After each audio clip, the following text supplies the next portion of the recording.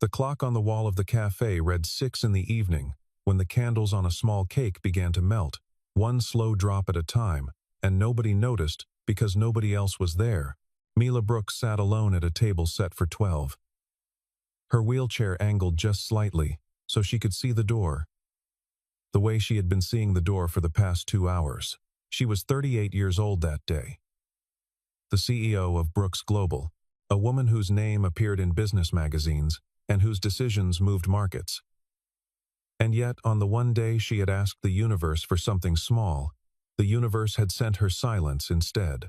The waiter approached for the third time to ask if she wanted him to box the cake, and for the third time she shook her head and asked him to wait 5 more minutes. 5 more minutes had become her quiet prayer for the better part of an hour, a phrase she repeated to herself like a woman bargaining with time itself, hoping that if she just held on a little longer, someone, anyone, would walk through that door and prove her wrong about the life she had built.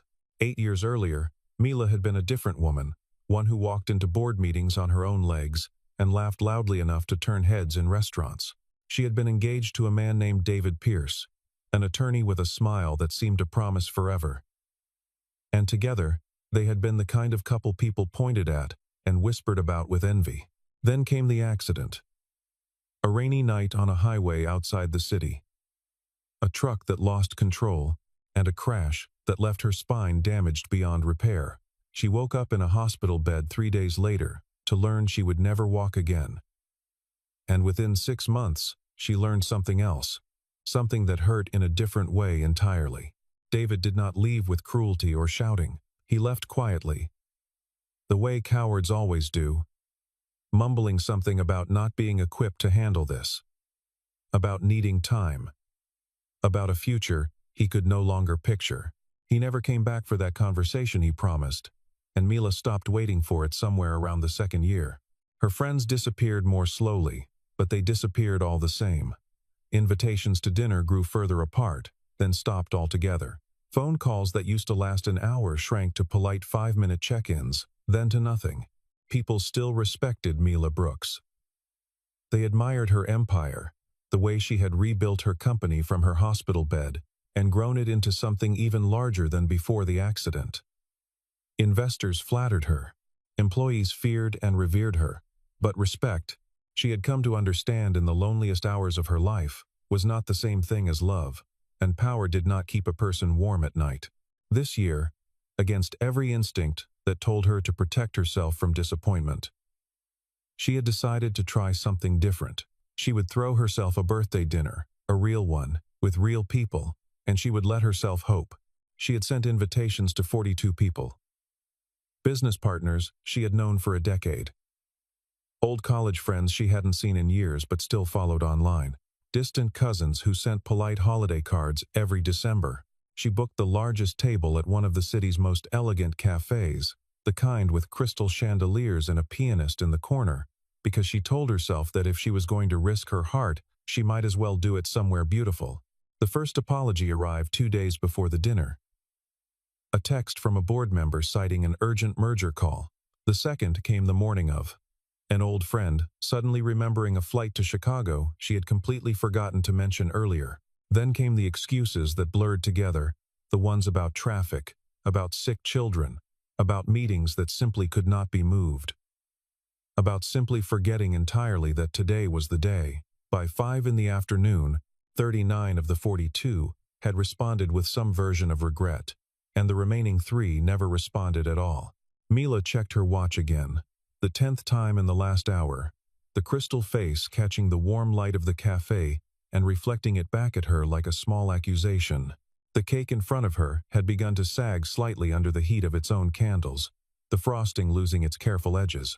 The pianist played something soft and unfamiliar, a song that felt too gentle for the heaviness sitting in her chest. She thought about canceling the whole thing, asking the staff to simply clear the table and pretend the evening had never happened. But some stubborn part of her refused to give up the last sliver of hope that someone, even one person, might still walk through that door. Nobody did. Not at 6:15, not at 6:30. The chairs around her remained empty, perfectly arranged and entirely unused. a silent testimony to everything she had built and everything she still did not have. At the table just beside her, a different kind of celebration was unfolding, one that needed no chandeliers or pianists to feel complete. Colin Mitchell sat across from his 8-year-old daughter, Lily, a paper crown slightly crooked on her head because she had insisted on wearing it the moment they sat down. Colin was 40 years old, broad-shouldered from years of manual work, with hands permanently stained at the knuckles from grease that never quite washed away. He owned a small auto repair shop on the edge of town, the kind of business that survived on loyal customers and word of mouth rather than advertising budgets. And most months it survived just barely. 6 years had passed since his wife, Hannah, lost her battle with cancer. And in those 6 years, Colin had learned to be both mother and father to the little girl across from him, learning to braid hair from internet videos, and attending every school event alone, his collar always a little too stiff from trying too hard to look presentable. Tonight they were celebrating something Lily considered enormous: a perfect score on her spelling test, and a gold star from her teacher for helping a classmate who struggled to read. Colin had promised her dinner anywhere she wanted, and Lily, in the way of children who had learned to find joy in small luxuries, chose the cafe with the chandeliers because she liked watching the lights bounce off the silverware. They ordered a single dessert to share, a modest slice of chocolate cake split carefully down the middle, because money was tight that month after the shop's compressor finally gave out and needed replacing.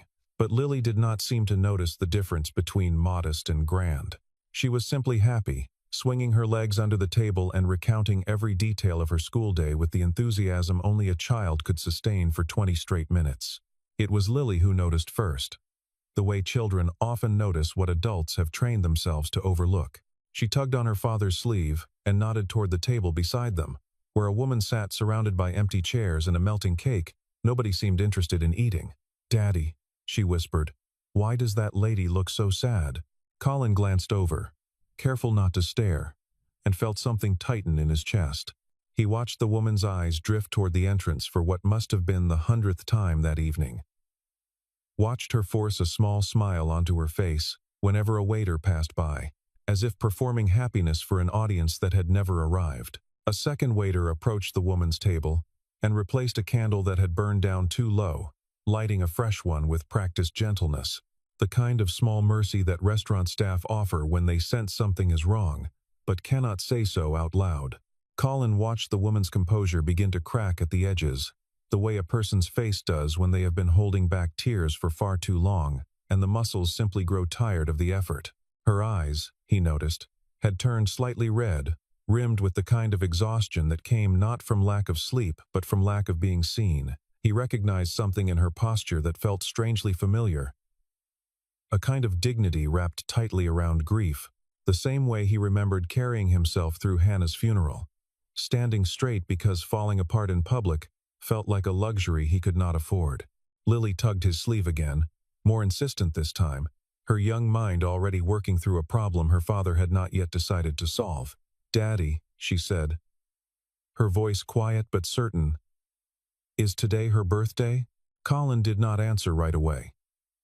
He looked at the cake again, at the way it sat largely untouched, at the careful arrangement of unused plates and unopened gifts that nobody had brought. He felt the particular discomfort of a man who recognized an obvious wrong and did not yet know if it was his place to fix it. Lily, however, seemed to feel no such hesitation. She slid off her chair before Colin could stop her, already reaching for the small notepad she always carried in her backpack, the one she used to draw pictures during long waits at the doctor's office. She began sketching quickly, her tongue poking slightly from the corner of her mouth in concentration, and Colin realized, with a mixture of pride and mild panic, that his daughter had already decided what was about to happen, regardless of whether he had agreed to it yet. For a long moment, Colin sat frozen between two instincts, the instinct to mind his own business and the instinct rising louder in his chest, the one telling him that some moments in life simply demand interruption. He thought about Hannah, about how she used to say that kindness delayed was kindness denied, a phrase she repeated so often it had become a kind of family motto even after she was gone. He thought about the countless small mercies strangers had shown him during the worst year of his life, the neighbor who mowed his lawn without being asked, the co-worker who covered his shifts so he could sit beside Hannah's hospital bed. Kindness, he had learned, rarely announced itself with grand gestures. It usually arrived quietly, in moments exactly like this one, disguised as something small enough to seem insignificant until it wasn't. He stood up slowly, smoothing the front of his slightly worn jacket, and walked the short distance between the two tables with Lily trailing eagerly behind him, her drawing now folded carefully in her small hands. "Excuse me," he said gently, his voice low enough not to draw attention from the rest of the cafe. "I'm sorry to interrupt, but my daughter noticed it might be your birthday, and we wanted to ask if it would be all right for us to wish you a happy one." Mila looked up, startled, her eyes adjusting from the unfocused stare she had been holding toward the door to the unexpected sight of a stranger and a child standing beside her table. For a moment, she simply blinked, unsure how to respond to kindness she had not anticipated and certainly had not prepared for. "I'm Colin," he continued, extending a hand that still carried the faint smell of motor oil, despite his best efforts to scrub it clean before dinner. "And this troublemaker is my daughter, Lily." Lily curtsied with the exaggerated formality children reserve for moments they consider important, then held out the folded paper she had been working on.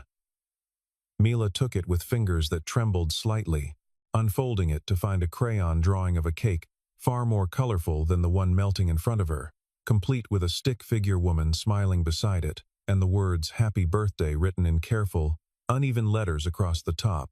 Beneath it, Lily had added a small sun with a smiling face, because in her 8-year-old logic, every birthday deserved sunshine even if it happened to fall in the evening. Before Mila could find the words to respond, Lily began singing, her small voice slightly off-pitch but utterly sincere. And Colin, after only a moment's hesitation, joined in beside her. The familiar melody of Happy Birthday filled the small space between the two tables, imperfect and unrehearsed, carrying none of the polish of professional singers but all of the warmth that polish often lacks. Mila felt something break loose inside her chest. A wall she had spent 8 years carefully constructing, crumbling all at once under the weight of two strangers, who owed her nothing yet, had chosen to give her everything she needed in that exact moment. Tears she had been holding back for hours finally spilled over, sliding down her cheeks without permission, and she made no attempt to stop them. She had received gifts before, extravagant ones. Watches encrusted with diamonds from business partners, hoping to secure her favor. Bouquets so large, they required 2 people to carry, but none of those gifts had ever made her cry the way a child's crayon drawing did in that single instant. There was no transaction hidden inside this gesture, no hidden agenda, no calculation about what she might offer in return. Lily and Colin wanted nothing from her except, perhaps, to make her smile, and somehow that simplicity carried more weight than every grand gift she had ever unwrapped. "Thank you," Mila whispered, her voice catching on the words, "This might be the kindest thing anyone has done for me in a very long time." Lily, satisfied with her work, climbed back into her own chair, while Colin lingered a moment longer, unsure whether to return to his table or stay. It was the elderly man at a nearby table, a regular at the cafe, who had watched the entire scene unfold over the rim of his reading glasses, who broke the remaining silence by raising his coffee cup and offering his own quiet birthday wish across the room. A young couple seated near the window, newlyweds by the look of their matching rings, exchanged a glance and rose to join in, walking over with shy smiles to add their voices to a chorus that had begun as 2 and was quickly becoming many.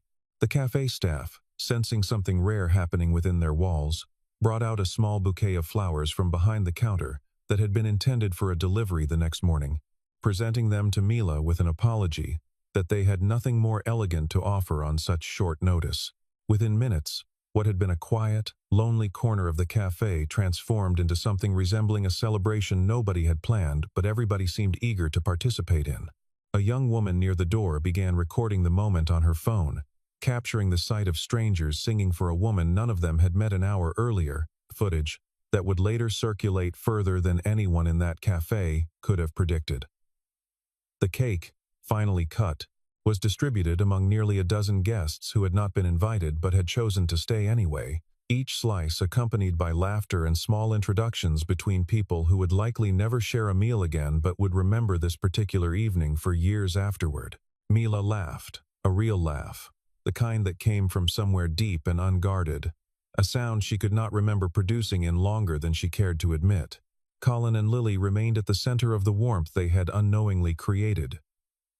Lily now happily accepting compliments on her, drawing from adults, twice and 3 times her age, beaming with the kind of pride only a child can wear without embarrassment. Several guests approached Mila to shake her hand before leaving, strangers who introduced themselves briefly and wished her well, treating her not as the powerful CEO whose name they might have recognized from headlines, but simply as a woman who deserved a happy birthday, like anyone else. As the evening wound down, and the cafe staff began discreetly preparing for closing, Mila looked around at the small gathering of unlikely guests, at the empty seats that no longer felt quite so empty, and spoke the words that would stay with her long after the candles burned out completely. "This," she said quietly, mostly to herself but loud enough for Colin to hear, "is the most beautiful birthday I have ever had." A week passed before Mila found the courage to act on the feeling that had lingered since that evening. A feeling she struggled to name but could not seem to shake. She had her assistant track down the small auto repair shop Colin had mentioned in passing conversation, and on a quiet Tuesday afternoon, she had a handwritten note delivered along with an invitation to dinner, this time at her own home rather than a public cafe. Colin read the note twice before showing it to Lily, who immediately declared it the best news she had heard all week, and began planning what dress she would wear, as though they had been invited to a royal banquet rather than a simple meal. Colin, more cautious by nature, worried briefly about appearances, about what it might mean for a man like him to dine at the home of someone like Mila Brooks, but Lily's excitement eventually overcame his hesitation. When they arrived, Mila greeted them personally at the door rather than allowing staff to do so, an unusual choice that surprised her own household help more than it surprised Colin, who had no frame of reference for how wealthy people typically behaved. She thanked him again for the gesture at the cafe, more formally this time, and attempted to offer a gift in return, a generous check meant to help cover whatever expenses the shop might be facing. Colin politely declined, explaining that what he and Lily had done was never meant as a transaction, and that accepting payment for kindness would somehow cheapen the very thing that had made it meaningful in the first place. Mila stared at him for a long moment, unaccustomed to anyone refusing money, especially someone who clearly could have used it. That refusal lingered with her long after dinner ended, becoming the first thread in a quiet unraveling of assumptions she had built over years of moving through a world where everything seemed to have a price. Over the course of the evening, Lily wandered the large house with unfiltered curiosity, asking Mila questions about her wheelchair, with the directness children often possess and adults usually suppress, questions about whether it was heavy, whether she had always used one, whether she ever got tired of people staring. Mila answered each question honestly, finding it strangely easier to discuss her disability with an 8-year-old than with most adults, who tiptoed around the subject as though it might shatter on contact. As dinner stretched into the evening, Mila found herself sharing details of her life she rarely discussed with anyone. The loneliness that crept in after David left, the way her friendships had thinned year after year until almost nothing remained, the strange isolation of being surrounded by employees and admirers while feeling utterly invisible as a person. Colin listened without interrupting, occasionally nodding in recognition, and when it came his turn to speak, he described his own grief in equally unguarded terms.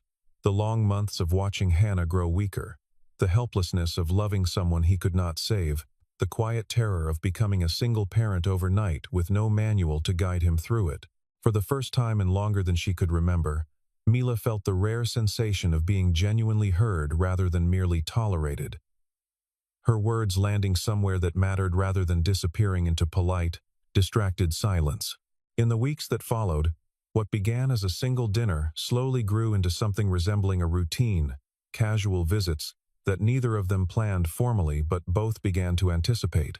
Mila confessed one evening, almost reluctantly, that she had spent years terrified of being pitied, that she had built emotional walls, specifically designed to keep people from looking at her with the soft, sorrowful expression she associated with charity rather than respect. Colin responded simply, without rehearsal, telling her that he had never once seen the wheelchair when he looked at her, only a woman who carried herself with more strength than most people he had ever met, disability or otherwise. Something in his plain-spoken honesty disarmed her completely, stripping away years of careful armor in a way that grand gestures from wealthier, more polished men had never managed to do. She told him about nights spent alone in her enormous house, nights where the silence felt heavier than any physical pain her body had ever endured, nights where she would sit by the window and wonder if anyone in the world would notice if she simply disappeared. Colin, in turn, described the exhaustion of raising a daughter entirely alone. The late nights spent learning to braid hair from online tutorials, the quiet panic of school events, where every other child seemed to have two parents waving from the audience, while he stood there alone, trying to be enough for both roles at once. Lily, without any awareness of the emotional bridge she was building, continued to draw Mila and Colin closer simply by existing between them, asking innocent questions, requesting visits, treating the growing friendship as the most natural thing in the world, rather than something complicated by wealth, grief, or circumstance. Somewhere in those weeks, almost without noticing the precise moment it happened, Mila began checking her phone differently, hoping for messages from Colin the way she once dreaded the silence of unanswered invitations. She found herself looking forward to his visits, with an anticipation she had not felt in years, an eagerness that unsettled her slightly, because it reminded her how vulnerable hope could make a person feel. She had spent so long protecting herself from disappointment that recognizing this quiet excitement felt almost dangerous, like standing too close to an edge she had sworn never to approach again. Yet she could not deny it. The simple truth that for the first time since the accident, she found herself genuinely looking forward to seeing another person, not out of obligation or business necessity, but out of something far simpler and far more frightening, the plain desire to be in their company. It did not take long for the city's gossip columns to notice that the reclusive, powerful Mila Brooks had begun appearing more frequently with an ordinary mechanic and his young daughter, and what began as a quiet personal connection quickly became fodder for public speculation. A tabloid published a photo of the three of them leaving a restaurant together, accompanied by a headline questioning what business a billionaire CEO might have with a man who fixed cars for a living, framing the relationship in terms that stripped away every ounce of genuine affection and replaced it with insinuation. Mila's board of directors, ever protective of the company's carefully curated image, called an emergency meeting to discuss what they referred to delicately as her personal associations, though their concern carried far less delicacy beneath the surface. Several board members suggested, in language thinly disguised as professional concern, that her relationship with Colin presented a public relations risk, that shareholders might question her judgment, that the optics of a powerful executive spending time with someone so far removed from her social circle could undermine confidence in her leadership. Mila listened to their objections with a calm exterior that masked a growing anger underneath, recognizing in their words the same hollow judgment that had surrounded her for years. The assumption that her worth as a person depended entirely on appearances rather than substance. Meanwhile, at the shop, Colin began noticing subtle changes in how customers treated him. Sideways glances from men who had once simply nodded a greeting, whispered comments from people who clearly recognized him from the photographs circulating online. Some of his longtime customers made pointed remarks, suggesting he must be after Mila's fortune, joking in tones that carried more cruelty than humor about what a mechanic could possibly offer a woman of her stature beyond convenient access to her wealth. Colin absorbed these comments silently at first, unwilling to dignify them with a response. But the accumulated weight of repeated insinuations slowly began to wear on him in ways he had not anticipated. He worried, more than anything, about how this scrutiny might eventually affect Lily.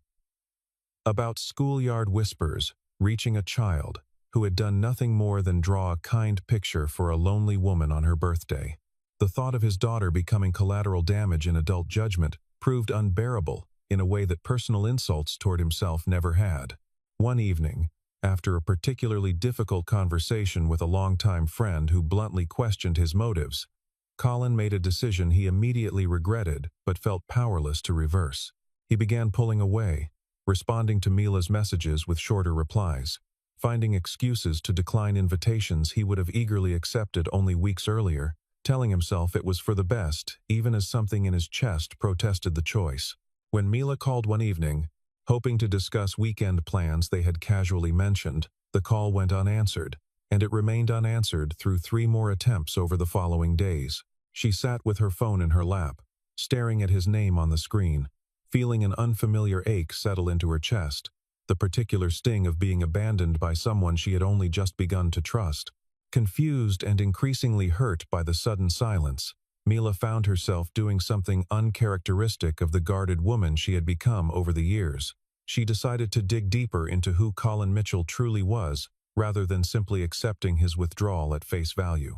She discovered, through quiet inquiries and old public records, a side of his history he had never volunteered during their conversations, details that reshaped her understanding of the man entirely. Years before the auto shop, before Hannah's illness, Colin had been a promising mechanical engineer working for a respected firm, on track for a career that could have taken him anywhere in the country.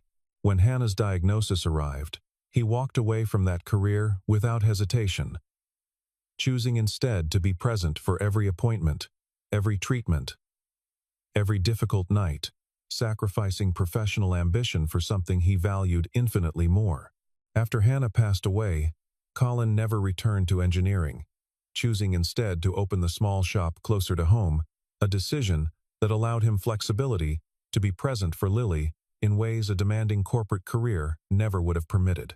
He had built his entire life around presence rather than prestige, around showing up rather than showing off, a philosophy that explained perfectly why he had refused Mila's check and why he had approached her table that first evening without any thought of personal gain.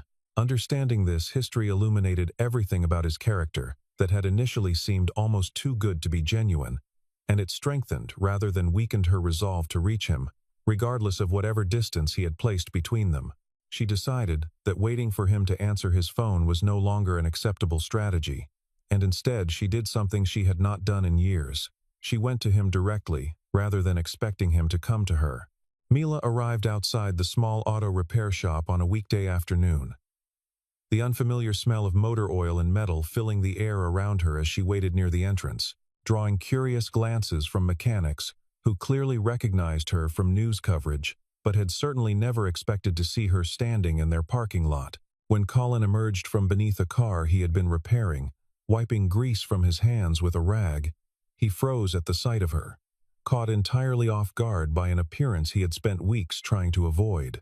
For a moment, neither of them spoke, the weight of unspoken words hanging heavily between them in the dusty afternoon air. Mila broke the silence first, telling him plainly that she understood why he had pulled away, that she had heard the rumors and recognized the unfair pressure being placed on him from every direction, but that she refused to let public judgment dictate something that had felt more honest to her than almost anything else in her adult life. Colin admitted, with visible difficulty, that he feared dragging her into further controversy, that he worried about Lily being hurt by careless words from strangers who knew nothing about either of their lives. Mila listened patiently, then told him something she had never said to anyone before, that for years she had built an entire identity around being untouchable, around proving she needed no one, and that his presence, however briefly, had reminded her what it felt like to actually need someone in her life again. She told him she would rather face every headline, every whispered insult from board members and strangers alike, than return to the silence she had endured before he and Lily walked over to her table that evening. Colin stood quietly for a long moment, processing her words, and then, almost involuntarily, a small smile broke across his tired face. The first genuine smile he had allowed himself in weeks. He admitted that he had missed her more than he wanted to acknowledge, that the distance he created had felt less like protection and more like punishment, and that perhaps it was time to stop letting other people's opinions decide what mattered most in his own life. Standing there in that unglamorous parking lot, surrounded by the ordinary noise of a working garage. Something between them quietly mended, stronger now for having survived the strain that tried to break it apart. Months passed, and the bond between Mila, Colin, and Lily continued deepening in ways neither adult could have predicted when their lives first intersected over a melting birthday cake. Mila decided, after considerable thought, that rather than hiding from public scrutiny, she would address it directly, transforming the very story that gossip columns had tried to twist into something cruel, and reclaiming it as something meaningful instead. She organized a charity gala benefiting organizations that supported people living with disabilities, particularly those facing isolation similar to what she had endured for years following her accident, and she invited not only her usual circle of business associates, but also ordinary members of the community whose lives had been touched by similar struggles. The night of the gala arrived with the kind of grandeur expected of Mila Brooks events: elegant lighting, an orchestra, hundreds of guests, dressed in their finest attire, filling a ballroom that sparkled under crystal chandeliers, far grander than those of the small cafe where this entire story had begun. When Mila took the stage, guiding her wheelchair to the podium with practiced confidence, the room fell into respectful silence, anticipating the usual polished remarks of a corporate fundraiser. Instead, she began telling a different story entirely, describing in raw, unguarded detail the birthday dinner nobody attended, the empty chairs, the melting candles, the years of loneliness that had preceded that single painful evening. She described, voice steady despite the emotion clearly building beneath her words, how a stranger and his young daughter had approached her table that night, expecting nothing in return, offering only a crayon drawing and an off-key rendition of a familiar song. She explained how that small act of kindness had cracked open something inside her that years of professional success had never managed to touch, reminding her that genuine connection could not be purchased, no matter how much wealth a person accumulated. Looking out across the crowded ballroom, she found Colin and Lily seated near the front, and she addressed them directly, her voice carrying clearly through the silent room.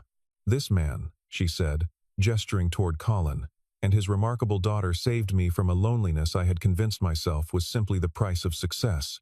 I want everyone here tonight to understand that the most valuable gift in this world is not money or status, but the simple choice to sit beside someone when no one else will." The room rose in unison, applause filling the ballroom in waves that seemed to grow rather than fade, guests wiping tears from their eyes as the weight of her words settled over them.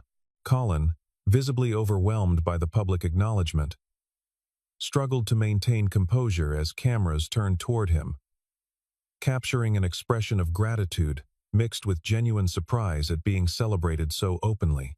Lily, with the fearless enthusiasm only a child could summon in such a formal setting, broke away from her seat and ran toward the stage, climbing up despite polite protests from nearby staff, wrapping her small arms around Mila in an embrace that needed no explanation to anyone watching. The image of that hug, a wealthy CEO and a child, from an ordinary family embracing on a stage meant for far more formal gestures, would later be described by attendees as the single most moving moment many of them had witnessed at any charitable event in years. As the applause gradually settled and guests began returning to their seats, Mila extended her hand toward Colin, inviting him onto the stage in front of everyone gathered there, board members and strangers and old friends who had once failed to show up for her birthday, all watching together. He hesitated only briefly before crossing the room and climbing the small steps to join her. And when he reached her side, she took his hand without hesitation, holding it firmly in front of hundreds of witnesses who had spent months speculating about the nature of their relationship. There was no need for further explanation, no necessity to clarify intentions or justify their bond to a room full of people who had clearly already understood everything, simply by watching the genuine emotion unfolding before them. In that single gesture, every rumor, every unkind headline, every whispered insult from cautious investors dissolved into irrelevance against the plain, undeniable truth standing in front of them. A year passed following that gala, and the changes it set into motion continued rippling outward through each of their lives in ways both significant and small. Mila established a foundation dedicated to supporting individuals living with disabilities who faced isolation similar to what she had experienced. funding programs that connected people to community resources, transportation services, and social support networks designed specifically to combat the kind of loneliness that had once nearly broken her. Colin became deeply involved in the foundation's work. Not as a figurehead, but as someone who understood intimately what it meant to rebuild a life around presence and connection rather than status or recognition, helping design programs that prioritize genuine human contact over impersonal charity. Lily, now a year older and considerably more confident in her role within this unconventional family that had formed around her, began referring to Mila as one of the most important people in her entire life, mentioning her in school projects about people she admired, and proudly introducing her to teachers and classmates without a trace of self-consciousness about how unusual their bond might appear to outside observers. Mila, for her part, discovered that she no longer dreaded the approach of her birthday the way she once had, no longer found herself anxiously checking the responses to invitations or bracing for disappointment that had become almost routine in years past. The dinners she shared now felt different entirely, anchored not by obligation or business networking but by genuine affection that asked for nothing beyond simple presence. When her 39th birthday arrived, the contrast to the previous year could not have been more striking. Hundreds of guests filled the venue she had chosen, employees and partners and old acquaintances who had somehow rediscovered their place in her life. Once they understood she no longer needed their attention to feel validated, only wanted it because she had finally learned the difference between genuine connection and performative obligation. Yet amid the crowd, the laughter, and the abundance of well wishes that filled the room from corner to corner, the people who mattered most to her remained unmistakably clear. Seated closest to her at the head table exactly where they belonged, Colin sat beside her, dressed more formally than he had ever been comfortable wearing. And Lily, now 9 years old, sat on her other side wearing a slightly more elaborate paper crown than the one from the year before, having insisted on upgrading it for the occasion. As the evening reached its natural conclusion and most formal toasts had been given, Colin rose from his seat, requesting a brief moment before the celebration officially ended, his hands trembling slightly, in a way that had nothing to do with nervousness about public speaking, and everything to do with the magnitude of what he was about to say. He spoke briefly about the year that had passed, about how a single unplanned moment in a quiet cafe had reshaped not only his understanding of kindness, but his entire future, about how watching Mila rebuild her relationship with Hope had taught him that loss did not have to be the final chapter of anyone's story.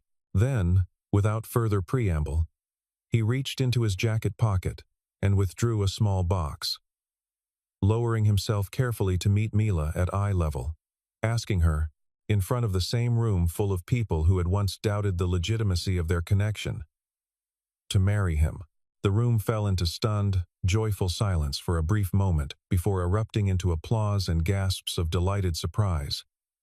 Several guests already reaching for phones to capture the unfolding moment, though for once Mila barely noticed the attention surrounding her. Tears spilled freely down her cheeks as she nodded, unable to immediately form words, her hands trembling as she reached forward to take his face gently between her palms before finally managing to whisper her answer aloud for everyone to hear. Lily, unable to contain her excitement any longer, jumped from her chair and threw her arms around both of them simultaneously, declaring loudly to the entire room that she was absolutely certain this had been the plan all along, drawing warm laughter from everyone close enough to hear her proud proclamation. As the celebration continued around her, filled now with renewed energy and joyful chaos, entirely different from the somber emptiness that had defined this same occasion 1 year earlier, Mila allowed herself a quiet moment to look around the room and remember exactly where this story had truly begun. She thought of that small table set for 12 with only one occupant, of the melting candles nobody else seemed to care about, of the particular ache that came from celebrating an entire year of existence completely alone in a room full of strangers. She thought of how close she had come to canceling that dinner altogether, how easily this entire chapter of her life might never have happened had she allowed despair to win on that particular evening. Looking now at Colin's hand intertwined with hers, at Lily's bright, unguarded laughter filling the space around them, at the genuine warmth radiating from people who had chosen to be present not out of obligation, but out of real affection. Mila finally understood something that had eluded her throughout years of professional success and material accumulation. Wealth had given her comfort, power had given her influence, but neither had ever given her the simple, irreplaceable gift of being truly seen by another person, of mattering to someone not for what she could provide, but simply for who she was. She turned to look at the small gathering of family and friends surrounding her, the laughter rising and falling like music throughout the room. And she smiled, a genuine, unguarded smile that reached all the way to eyes that had cried far too many lonely tears over far too many forgotten years. "The most precious thing in life," she said softly, mostly to herself, though Colin leaned in close enough to hear every word, "is never about who shows up when you've already succeeded. It's about who chooses to sit beside you when absolutely no one else does." Outside, beyond the windows of the celebration, the city continued its restless rhythm exactly as it always had, indifferent to the small miracle that had unfolded inside this particular room. But within those walls, surrounded by the people who had chosen her freely and completely, Mila Brooks finally understood what it meant to belong somewhere, to someone, not because of her title or her fortune, but simply because two strangers had once decided that a lonely woman deserved to be sung to on her birthday, and had never once asked for anything in return.